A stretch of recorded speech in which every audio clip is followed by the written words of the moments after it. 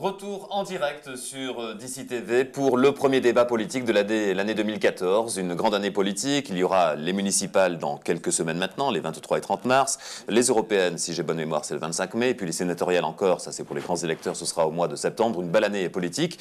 Et on a décidé de l'ouvrir avec deux figures montantes, de nouveaux visages de la vie politique des Alpes du Sud et du département des Hautes-Alpes. Christophe Pierrel, qui représente le Parti Socialiste, il est candidat aux élections municipales de Gap puisqu'il est sur la liste emmenée par Bernard Josso, donc la liste socialiste. Et puis Arnaud Murgia, qui est lui de Briançon, candidat aux élections municipales, tête de liste de la liste UMP, investie par ce même parti UMP. On a parlé avec vous dans un premier temps un petit peu de politique nationale. On a parlé aussi, parce que évidemment le dossier est vite venu de l'hôpital de Briançon. On va continuer en compagnie d'Annick Berger à échanger, à vous proposer d'échanger sur plusieurs sujets. On va rester un instant sur l'actualité nationale, en vous proposant, si vous y parvenez, d'être concis sur ces deux sujets d'actualité. Votre regard à l'un et à l'autre sur l'affaire Dieudonné d'abord, pour commencer. Alors pour changer par rapport à tout à l'heure, Christophe, votre point de vue sur ce déferlement médiatique et tout ce qui s'est passé autour de Dieudonné. Bon, je l'ai exprimé dans un communiqué dernièrement, quand on a retrouvé un tag route de Veynes à Gap. Là. Je pense que toute cette situation nous montre qu'en France, hélas, aujourd'hui, il y a une forme de haine de l'autre qui commence à se développer et qui, moi, me dégoûte. Voilà, je le dis clairement. Pour moi, tout ça, effectivement, Dieudonné, ses propos et tout ce qui va avec, c'est nauséabond aujourd'hui en France. Et je pense que Manuel Valls a bien fait d'intervenir, a bien fait de monter au créneau. Ça fait des années qu'on aurait dû le faire, je crois. Je pense qu'on n'aurait pas dû attendre effectivement que la polémique monte aussi fort. Aujourd'hui, le problème, c'est qu'on a des jeunes, on a des personnes plus âgées qui font un geste aujourd'hui, qui s'appelle la quenelle, et qui représente quand même un salut nazi à l'envers, de façon totalement innocente. Et moi, ça me fait peur. Moi, ce que je regrette, je suis tout à fait d'accord sur le fond, mais ce que je regrette, c'est que ça fait 10 ans qu'on connaît Dieudonné, qu'on sait que ce type tient des propos qui sont parfois inacceptables, et à tous égards, loin des valeurs de la République que je défends bien entendu. Ce que je regrette, c'est que le lendemain de l'annonce des chiffres du chômage, où on s'est aperçu que François Hollande n'avait pas rempli sa promesse d'amélioration de la courbe. Mais non, mais attendez, le lendemain, on sort cette vieille stratégie de l'écran de fumée, et tout d'un coup, on se réveille, on parle de Dieudonné. Ce que je regrette finalement, c'est que d'une part, ça fait 2 semaines que Dieudonné est le centre de la vie politique française et de la vie politique française, et franchement, je trouve ça quelque part assez triste, et surtout d'autant plus qu'on lui fait de la publicité au final. Parce qu'on ne parle que de ça, on lui fait une pub incroyable, les vues sur YouTube n'arrêtent pas d'augmenter. Je crois franchement qu'on pourrait tout simplement laisser la justice faire son travail quand elle doit le faire, bien entendu le condamner, mais peut-être pas en faire sur l'écran de fumée, à mon avis c'est une erreur, parce que tout simplement ça faisait réponse à une nouvelle sortie, notamment sur un journaliste, Monsieur Cohen, et du coup il a réagi, et surtout que la tournée allait commencer. Enfin, ça, c'était aussi le bon timing. Il y a des hasards des fois, incroyable. Deuxième sujet, peut-être plus délicat finalement, l'affaire Dassault, le vote du Sénat, vous inspire quoi? Je ne vous en avais pas prévenu volontairement, pour que spontanément vous nous donniez votre point de vue. Arnaud Murgia. Moi, tout ce type d'affaires à chaque fois me donne vraiment l'idée que dans ce pays, il faut à un moment un vrai changement de génération. Et que peut-être que certains des élus de droite ou de gauche, parce que je ne veux pas rentrer dans la calomnie là-dessus et dans d'autres choses qui seraient vraiment politiciens, mais on a vu trop d'affaires, que ce soit Cahuzac, etc., me fait penser qu'il y a peut-être une génération, qui est cette génération qui est la génération un peu de nos parents, qui à un moment, je pense, doit changer, parce que ces vieilles pratiques-là n'ont pas leur place, je crois, dans la France du XXIe siècle. Moi, j'ai été assez surpris et j'ai assez honte pour le Sénat de ce vote, surtout qu'à l'époque... si je puis me permettre, y compris dans vos rangs. Hein. Oui, non, mais alors, j'assume totalement... j'assume pas leur vote, hein, j'assume d'être de ce rang-là. Mais à l'époque où Jean-Noël Guérini était dans la même situation, où il a fallu lever l'immunité parlementaire de Jean-Noël Guérini, elle a été levée. J'ai du mal à comprendre pourquoi aujourd'hui, pour M. Dassault, elle n'est pas levée alors que les conditions sont à peu près les mêmes autour. J'espère que ce n'est pas des zones d'influence et effectivement qu'il y ait des vieux réseaux qui existent dans le Sénat. Et là, je rejoins Arnaud Murgia. Je pense que les choses, les générations doivent changer et les pratiques doivent considérablement changer. On va noter l'heure, trouver un point d'accord entre nos deux débatteurs. Allez, on va parler local. Annick Berger.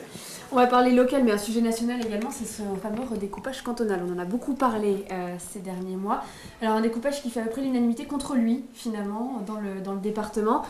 Pour des exemples, beaucoup ont décrié son découpage avec notamment la commune de Pelotier, qui vient d'intégrer la communauté d'agglomération de Gap, mais qui se retrouve dans le canton du côté de Tallard-Bar-Silonette. Alors justement, c'est un problème qui va être pris à bras-le-corps, j'imagine. Ça va beaucoup discuter, puisqu'il va être approuvé dans les mois qui viennent. Ce redécoupage cantonal, comment est-ce que vous le voyez? D'abord Christophe Pierret, puisque c'est le Parti socialiste qui l'a élaboré. Non, alors c'est pas le Parti socialiste, c'est Karine Berger, c'est pas mal. C'est les préfets qui ont fait des propositions, qui ont été validées ou non, c'était un travail un peu plus complexe. Heureusement, c'est pas le Parti socialiste directement qui fait les cartes cantonales. On va dire qu'il y a eu une consultation. Non mais voilà. Il y a eu une consultation, mais de l'ensemble des élus. Le préfet a rencontré tous les élus. Après, moi, j'entends effectivement qu'il n'est pas satisfaisant, et d'ailleurs, je m'en suis ouvert moi-même, notamment au conseiller de Manuel Valls, qui est en charge de ces questions, en lui rapportant ce que les élus avaient effectivement ici à dire.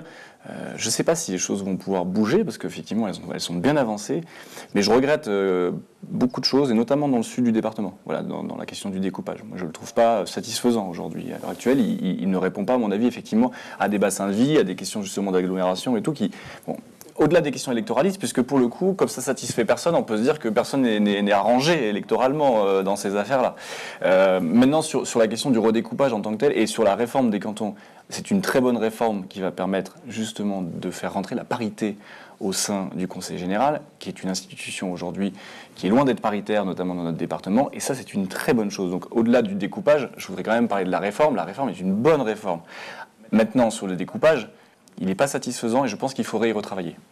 Bon, moi, je dirais un mot aussi sur la réforme qui, pour moi, quelque part m'attriste, parce qu'on avait enfin, depuis 30 ans dans ce pays, réussi à supprimer un échelon, et on revient dessus. Bon. Et en plus de ça, en plus de ça, le conseiller territorial.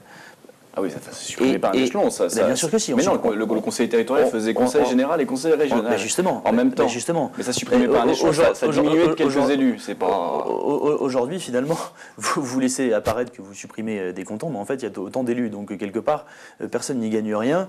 Et en plus de ça, j'ai le sentiment que cette réforme écrase les territoires de montagne parce qu'ils seront finalement moins représentés. Après, sur le redécoupage en lui-même, je dirais que la situation à Briançon fait presque sourire, c'est-à-dire que y a Gérard Fromm d'un côté, il y a Alain Fardella, donc on a réussi à découper le truc. Enfin, c'est incroyable pour qu'ils aient chacun leur petite place, parce qu'on voulait surtout pas qu'ils puissent se retrouver dans le même canton. Bon, enfin, écoutez, quand on arrive là, moi, je suis plutôt d'ailleurs satisfait qu'au Conseil général, il y ait eu unanimité pour voter contre, parce que je crois que ça satisfaisait personne et que ça représente absolument pas le découpage satisfait nos territoires. Sur la question de la réforme, je ne peux pas être d'accord avec vous. C'est effectivement, moi je trouve toujours une très bonne réforme, mais le conseiller territorial que vous aviez voté à l'époque, il ne faisait que remplacer le conseiller régional et le conseiller général pour n'en faire plus qu'un élu, mais en gardant deux institutions, donc des fonctionnements, des administrations, tout ce qui va avec. Donc ça ne. Vous faisiez qu'on avait moins d'élus. Vous faisiez des micro-économies sur des. Aujourd'hui, qu'est-ce qui se passe avec votre canton à 10 000 habitants? Ce qui se passe concrètement, c'est que Gap, au lieu d'avoir un élu, par exemple, pour tel canton, on aura deux. Ce qui veut dire qu'au final, les grandes agglomérations, les grandes villes vont être beaucoup plus représentées au sein des conseils généraux que des territoires. Alors, donc, quelque part, on écrase. Il y avait une forme d'anomalie quand même, Arnaud. Il y avait une forme d'anomalie quand même à avoir des cantons à 300 personnes et des cantons à près de 20 000. Non, mais il y avait un charme au canton de Bar-Silonette. Non, mais il y avait un charme. Mais c'est vrai qu'il faut à un moment se poser une question de réalité. Vous qui êtes pour les questions d'économie, justement, vous ne pouvez pas aujourd'hui dire que c'est normal d'avoir un élu pour 300 habitants. C'est presque dérisoire et ridicule. Non, mais vous convenez quand même qu'il vaut mieux 15 élus que 30 élus, d'une part. Et d'autre part, que sur cette question de la représentativité, mais je reconnais bien le gars pensé qui est devant moi, mais c'est normal. C'est-à-dire qu'aujourd'hui, demain, qu'est-ce qui se passera? Eh bien, le nord du département sera moins représenté, mais je vois bien que c'est la logique que les gars pensés défendent. Moi, je ne veux pas rentrer dans cette vieille guéguerre, mais on voit bien que, voilà, l'hôpital... le nord contre le sud. Mais oui, mais malheureusement, c'est ce qui se passe. Les lits de Renazur à Briançon, ils partent à Gap, les services de l'hôpital, ils partent à Gap, la sous-préfecture... Voilà. Bon. Alors, puisqu'on est sur les services, justement, un autre sujet qui touche largement le département des Hautes-Alpes, c'est le désenclavement. On parle beaucoup du désenclavement routier, autoroutier, mais il y a également le désenclavement ferroviaire qui, pour le coup, touche vraiment tout le département. Alors, on parle de ce tunnel sous le Mont-Genèvre qui doit se développer, de tous ces problèmes avec la SNCF. Vos positions un petit peu sur les solutions qu'on peut envisager tout simplement pour arriver à sortir un peu les Hautes-Alpes de cet enclavement, entre guillemets, ferroviaire. Moi, sur la question de l'enclavement, maintenant, j'ai une position claire sur la question. Je pense qu'il y a une réalité, nous sommes un territoire enclavé. Voilà. Bon. L'A51, parce qu'on ne va pas revenir dessus, mais l'A51 pour l'instant, si on la voit arriver dans 30 ans, on a un peu de chance, mais franchement, il va falloir penser à un développement différent avant l'arrivée de l'A51. Donc, tout ça, maintenant, ça nous amène à nous poser des questions tout simples sur qu'est-ce qu'on veut pour notre territoire. Moi, j'ai parlé la dernière fois chez vous d'enclavement intelligent. Je pense qu'effectivement, on peut en faire une force. C'est un territoire aujourd'hui qui est aussi préservé, qui a des ressources énormes, qui a un potentiel qui peut se développer malgré cette forme d'enclavement. Au-delà de ça, je pense que sur la question du ferroviaire, aujourd'hui, le service rendu par la SNCF n'est pas satisfaisant et il va falloir un moment que les choses bougent. J'ai entendu Joël Giraud, évidemment, je crois que il avait fait un communiqué de presse où il a pris position sur cette question. Il a été très ferme sur ces questions-là. Je pense que Guillaume Pépi et la SNCF maintenant doivent bouger. Il y a des solutions.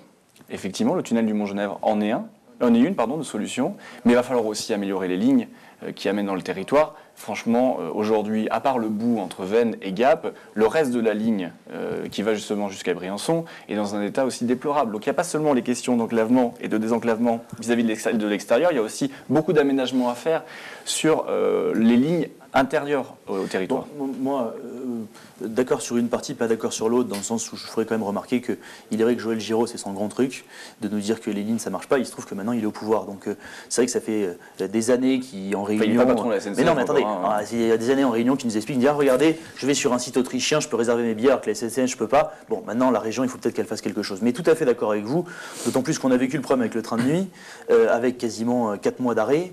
Et absolument rien, alors que le train de nuit, on le sait très bien, ça a déjà été fait, pouvait très bien passer par Grenoble, changer sa locomotive à Grenoble plutôt que Valence et rejoindre Veynes. Donc on aurait pu le maintenir. Bon, cela étant dit, moi je noterai quand même que il faut bien se dire que de notre isolement, on peut en faire un atout. Parce que moi je crois que on en revient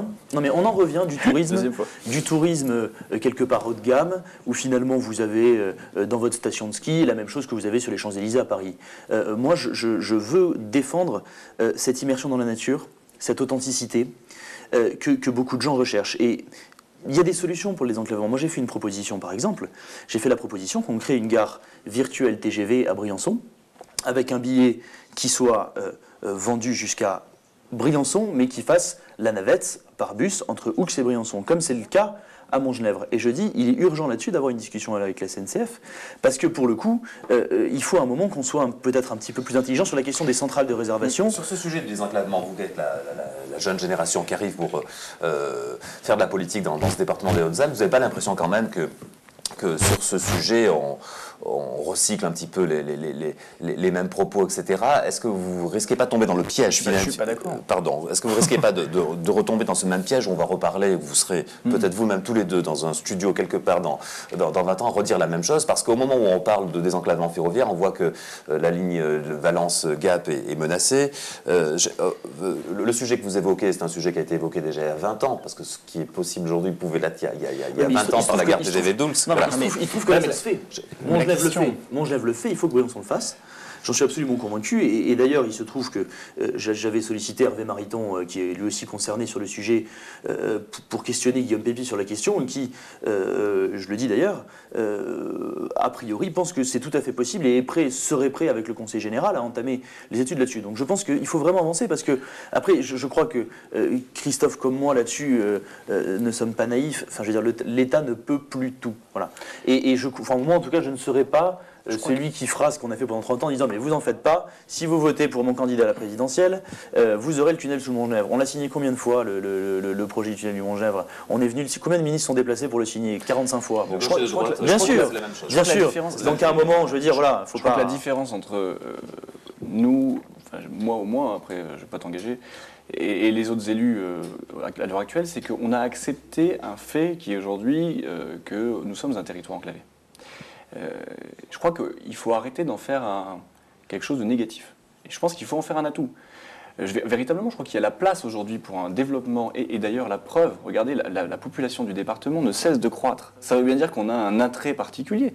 On est dans les départements, dans le top 10 des départements qui attirent le plus de monde.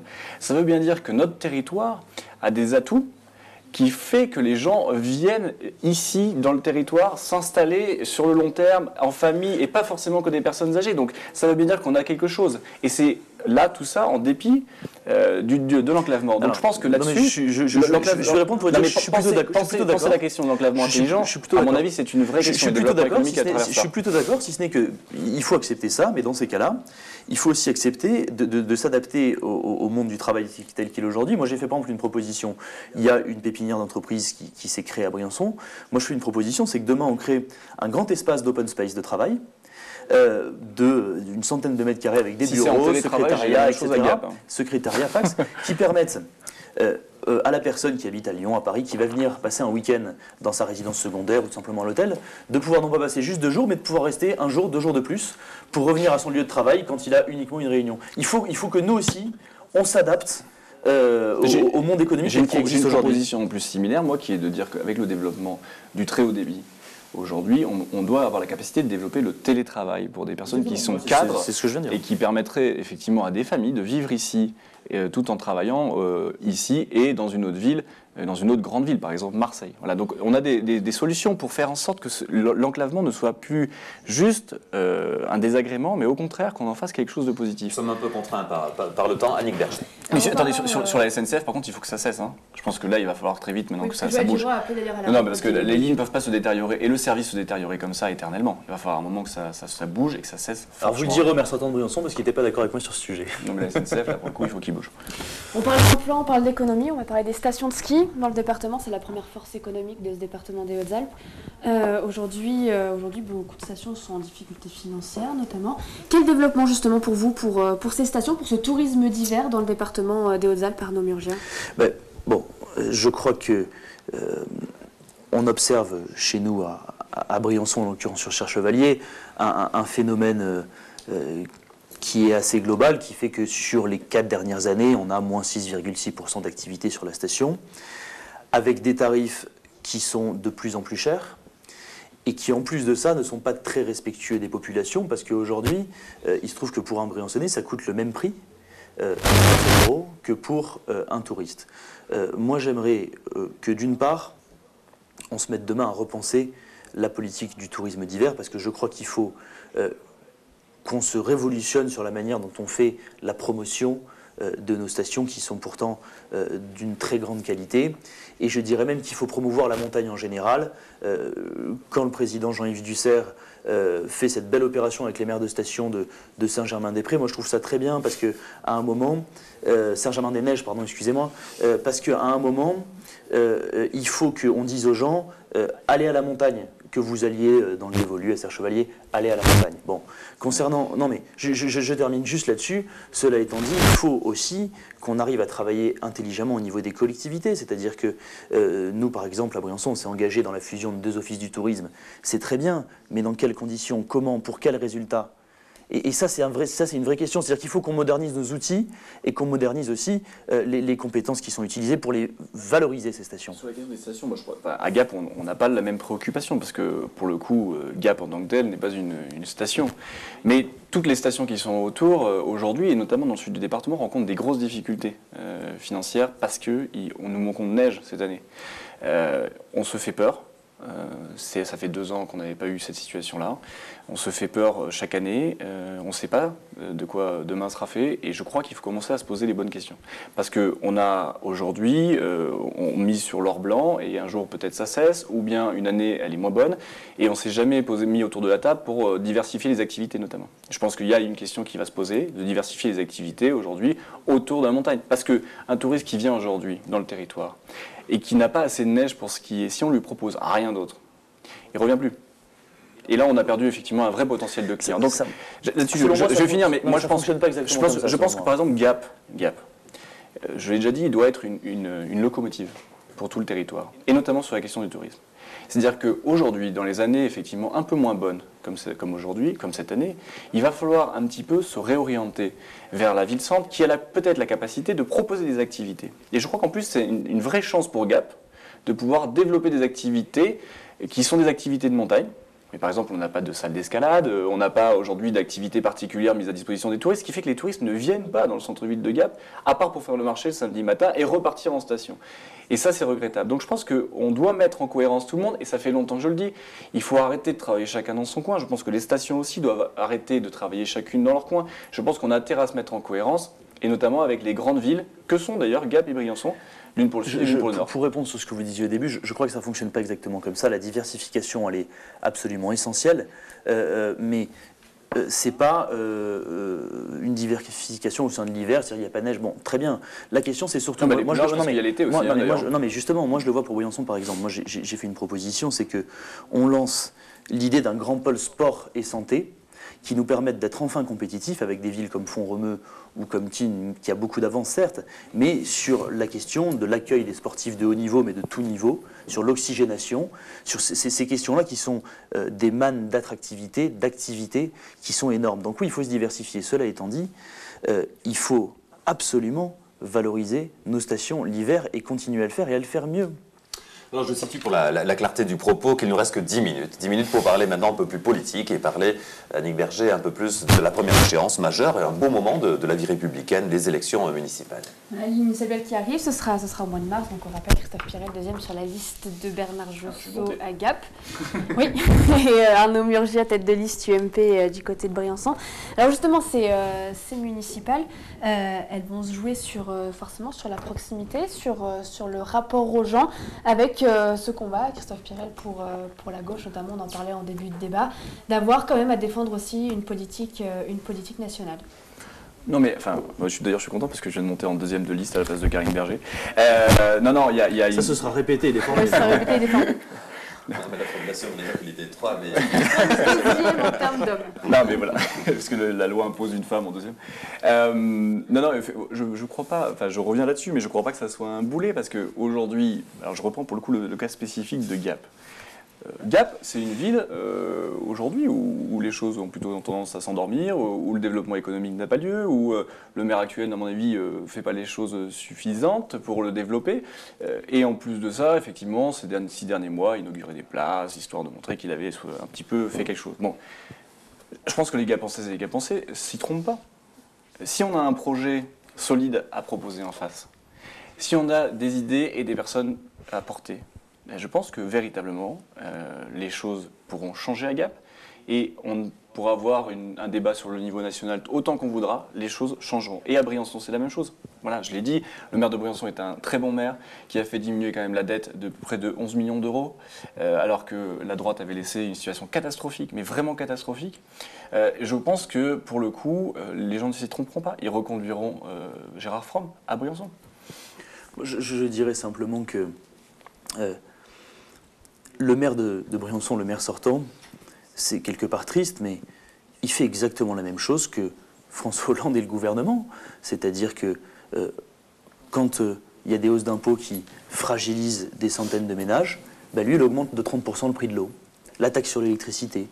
Il y a un prix de la cantine qui est extrêmement cher. Et aujourd'hui, on apprend que... Il a baissé le prix de l'eau, je me dois de préciser ça. Non mais attendez, c'est une vraie fausse baisse sur laquelle je peux d'ailleurs m'exprimer. On peut parler aussi de la vraie fausse baisse à Gap, non mais attendez, ce qui est absolument génial, c'est qu'il a absolument rien fait pendant 4 ans, le maire sortant de Briançon.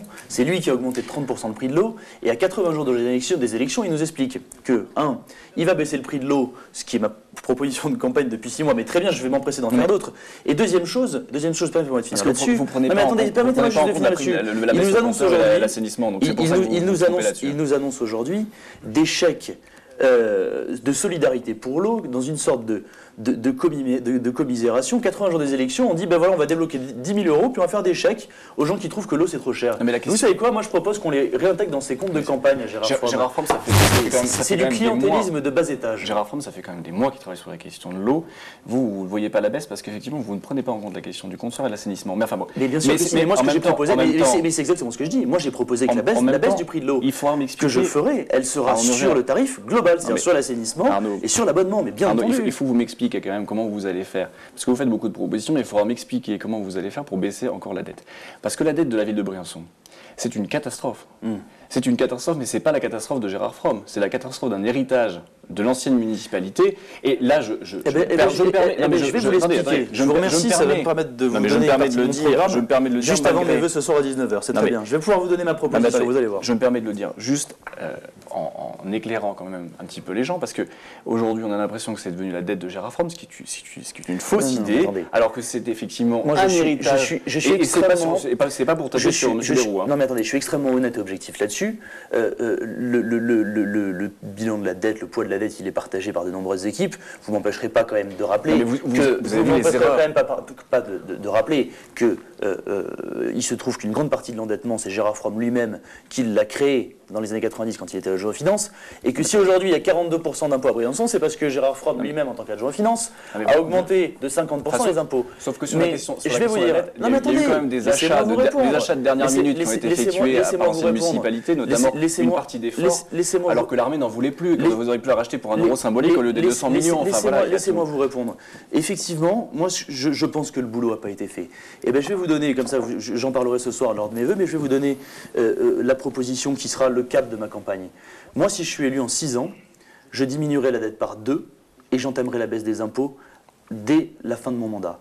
C'est aussi simple que ça. Je n'ai pas une baguette magique, mais aujourd'hui, qu'est-ce que fait le maire sortant? Il suit le plan de désendettement qui a été voté il y a plusieurs années. Et bien, je vais vous dire quelque chose. Moi, ce plan de désendettement, il nous amènera à la fin du mandat municipal, si je suis élu, à 50 millions d'euros de dette. Eh bien, vous savez quand même qu'avant de partir, je rembourserai 15 millions d'euros d'emprunt en plus pour arriver à une dette de 35 millions d'euros, c'est-à-dire divisé par 2 à la fin du mandat.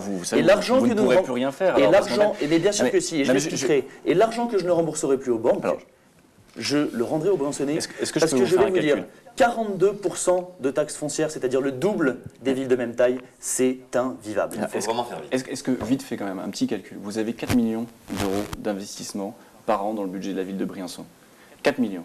Et vous êtes en train de m'expliquer que vous allez faire, et alors 23 millions en fonctionnement, et vous m'expliquez que vous allez rembourser 69 millions d'euros en 6 ans. 69 millions d'euros, mais personne n'a dit ça. Non, mais c'est la dette. Nous avons 60 à la moitié. Nous avons 70 millions d'euros de dette. Donc 35 millions. Je la diviserai par 2. Non, mais donc 35 millions. Non, mais ça veut dire, Arnaud Murgère, vous êtes en train de nous dire que vous allez rembourser 35 millions d'euros en même pas 6 ans. Franchement, si vous y arrivez, je pense véritablement que vous aurez fait un exploit en France, parce que je pense que ça n'est jamais arrivé. Ça n'existe pas. Le poids de la dette est beaucoup trop important à Gap. Et vous savez qu'il a fait diminuer le poids de la dette. Vous devrez vous présenter à Briançon, parce que vous faites exactement la même chose que Gérard Fromm, c'est-à-dire vous expliquer qu'on ne peut rien faire. On ne peut jamais rien faire. Non, j'ai pas dit ça. Ça fait 30 ans qu'on explique aux Briançonnais qu'on ne peut plus rien faire. Eh bien moi je dis, on peut faire. Mais détrompez-vous, j'ai pas dit Gérard Fromm. Vous allez voir. Je pense que Gérard a fait diminuer la dette en même temps qu'il a agi. Mais il a remboursé les annuités chaque année comme c'était prévu dans le budget. Encore heureux. Moi, je rembourserai les annuités. Comme c'est le cas, ça nous mènera à 50 millions d'euros, ce qui sera le cas pour lui s'il est élu, pour n'importe quel candidat.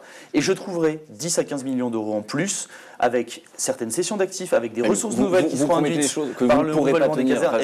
Écoutez, mon plan il sera détaillé, budgété, je dirais quoi, comment, où, combien. Décidément, dès qu'on parle de Briançon, de la vie politique et municipale, ça monte vite dans les tours. On aura l'occasion, évidemment, tout au long de ces semaines qui viennent, de revenir sur tous ces sujets concernant Briançon. On va inverser un petit peu, aller un petit peu au sud, et avoir le regard cette fois d'Arnaud Murgea sur le cas de la ville de Gap.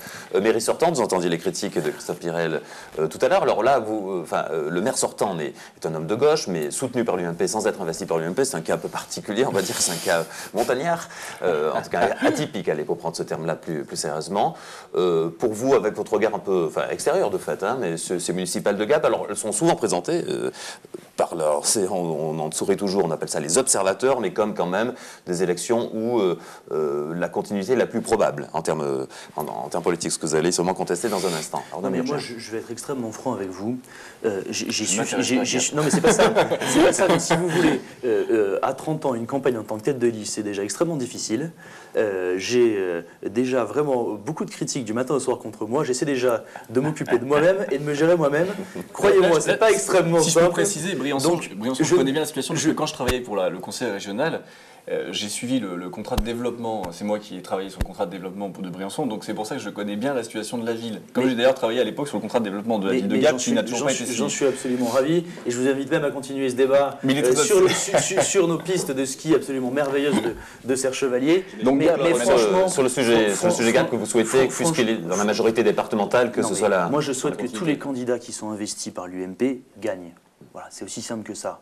Et je souhaite, cela étant dit, vous qui allez souvent à Gap, j'imagine que vous y passez quand même, j'imagine que vous venez à Gap, heureusement. Vous avez quand même une vision du territoire et de la ville. Je vais vous dire, vous ne m'aurez pas sur ce terrain-là. Moi, je vous souhaite je vous souhaite de manière extrêmement républicaine. Mais vraiment un peu le maire de Gap. Bon courage. Je vous souhaite bon courage. Oui, soutenez un petit peu Karine Berger. Je pense qu'elle en a besoin.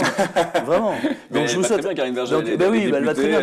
Il se trouve, elle nous a expliqué, je me sens dans cette interview, qu'elle était tellement influente, qu'elle avait changé le monde de la finance, etc. Bon, qu'elle commence par nous sauver l'hôpital de Briançon. Si elle veut, par exemple, elle peut s'intéresser au nord du département. Et puis très bien, voilà. Bon, mais moi, honnêtement, de manière républicaine, cher Christophe, je vous souhaite vraiment bon courage, parce que je crois profondément qu'il faut un renouvellement de génération, que ce soit à droite ou à gauche. Donc c'est formidable. Je souhaite que le candidat investi et soutenu par l'UMP, c'est-à-dire le maire sortant de Gap, gagne cette élection.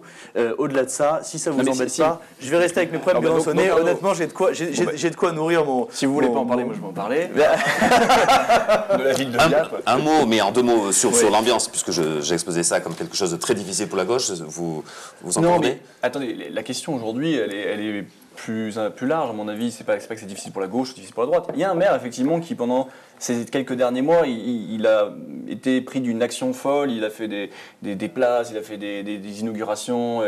Bon, l'État, en plus, nous, on est plutôt sympa. On va lancer la rocade, les travaux de la rocade. Donc, effectivement, il y a quand même quelque chose vous savez, le maire sortant de Briançon, là, ça y est, il n'a rien fait pendant 4 ans. À 100 jours des élections, il fait tout voter. C'est formidable. Donc, tout va fonctionner, la chaufferie, bois, machin, etc. Donc, vous savez, on a quelques jours et on fait aujourd'hui, des navettes. Ne faites pas d'un poids de mesure. C'est-à-dire que Gérard Fromm, tout est formidable, alors qu'il n'a aucun bilan à part un skatepark. Il connaît un peu Gap quand même. À part un skatepark. Bon, mais vous nous ramenez toujours à Briançon. Laissez-moi un peu parler de Gap. Mais vous savez pourquoi? Parce que c'est tellement beau, Briançon. Donc sur la ville de Gap, le maire fait preuve d'une activité folle ces derniers temps. Je doute en fait que les Gapençaises et les Gapençais s'y trompent. Je crois véritablement que tout le monde est d'accord sur une chose. La ville ne va pas bien aujourd'hui. Elle se développe pas suffisamment et on va pas de l'avant. Donc ça, à mon avis, le bilan du maire, il est tel qu'il est. Maintenant, je pense que la liste et la proposition de projet qu'on va avoir correspondra mieux aux attentes. Et donc, effectivement, on aura une vraie chance de l'emporter, malgré les turpitudes nationales et les sondages mauvais. On va terminer sur ce sujet, finalement, auquel on pouvait s'attendre, ces discussions et cette différence et ces deux mondes qui sont quand même dans le même département, mais très différents, Gap et Briançon, en évoquant le hockey sur glace, pour connaître un peu, Annick Berger, le point de vue de nos deux débatteurs. La situation du hockey sur glace, Diable Rouge de Briançon contre Rapaces de Gap, on va dire. L'un des sujets politiques qui a été mis sur le tapis ces derniers temps, c'est la fusion des deux clubs, des Diables Rouges et des Rapaces. Alors votre avis un petit peu, à tous les deux, en tant que Gapençais, en tant que Briançonnais, sur cette fameuse fusion? Moi, je suis catégoriquement contre. Je pense que ça fait partie de l'identité d'une ville, un club de sport. On a la chance d'avoir un club dans l'élite, en fait, véritablement, du hockey. Je ne comprends pas aujourd'hui pourquoi on n'y met pas plus de moyens, pourquoi on ne développe pas autour du club un club de formation, pourquoi on n'attire pas plus de jeunes avec ce club, pourquoi on ne met pas tout en fait en place pour essayer de faire en sorte que les Rapaces de Gap soient dans le haut du panier de l'élite et pas aujourd'hui en difficulté tel qu'on y est. On s'en tirait mieux quand même presque quand on allait jouer à Marseille que quand on joue dans notre patinoire. Il y a quelque chose qui ne va pas, il faut reprendre les choses à mon avis à bras le corps rapidement, mais par contre la fusion, non merci, ça va aller. J'avoue que j'ai un avantage stratégique dans cette histoire parce que malgré la demi-finale de la semaine dernière, c'est que c'est plus facile de parler des Diables Rouges en ce moment. Moi je suis... à titre personnel opposé à la fusion. Je sais que l'Uchronie avait un petit peu ouvert le sujet parce qu'il disait, après tout, il faut discuter, il faut débattre. Bon, moi je suis opposé pour une raison simple, c'est que je crois que les Diables Rouges aujourd'hui, c'est une des dernières raisons d'être fier de Briançon. Et ça n'a pas de prix. Voilà. Alors, pour autant, il y en a quand même d'autres. C'est un beau territoire, c'est une station de ski, vous avez de la neige. Je vous invite à venir. Vous avez les forts. Je vous invite à venir à René Froger. Je pense qu'il y a d'autres raisons d'être fier. Je vous invite à venir à René Froger et à voir ces moments d'émotion collective extrêmement forts. Voilà. Moi, je crois qu'il faut soutenir. Et puis, on voit en plus qu'on peut être une petite ville et puis être finalement dans le sommet de la Ligue Magnus. Et ça, c'est formidable. Voilà, on aura terminé. C'est pas comme la plupart des plateaux de télévision. On en parle au prochain match entre Gap et Briançon. On aura terminé par un sentiment d'accord sur votre rejet de cette perspective de fusion. Merci en tout cas de la bonne tenue de ce débat. Merci à tous les deux. Merci beaucoup. Pour cette première sur DC TV, pour la télévision, mais aussi pour l'année 2014 dans les Hautes-Alpes et dans les Alpes du Sud. Premier débat politique. On sent qu'on va passer de bons et des moments intéressants. Prenez bien des forces, des vitamines. Je sais merci. Pas. En tout cas, bonne continuation à vous et merci de nous avoir suivis. Merci beaucoup.